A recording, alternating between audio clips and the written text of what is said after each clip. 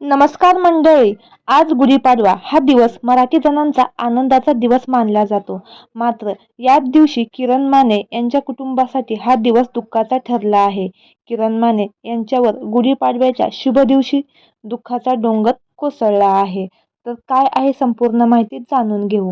तत्पूर्वी आपल्या सफर ताऱ्यांची या यूट्यूब चॅनेलला अजून तरी सबस्क्राईब केलं नसेल तर नक्की करा, जेणेकरून मनोरंजन विश्वातील अशाच ताज्या घडामोडी सगळ्यात आधी तुमच्यापर्यंत पोहोचतील. मराठी नवीन वर्षाच्या पहिल्याच दिवशी किरण माने यांच्या आयुष्यात मिठाचा खडा पडला आहे.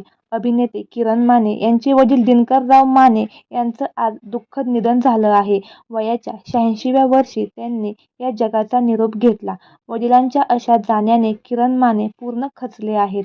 साताऱ्यात राहत्या घरी त्यांची प्राणज्योत मावळली. याबाबत स्वतः किरण माने यांनी भावूक पोस्ट शेअर केली आहे.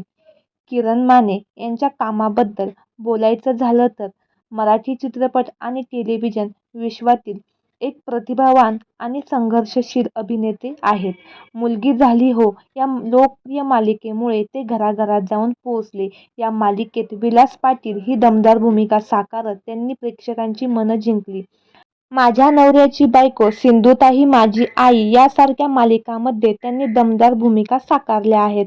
सध्या ते लई आवडतेस तू मला या मालिकेत काम करत आहेत.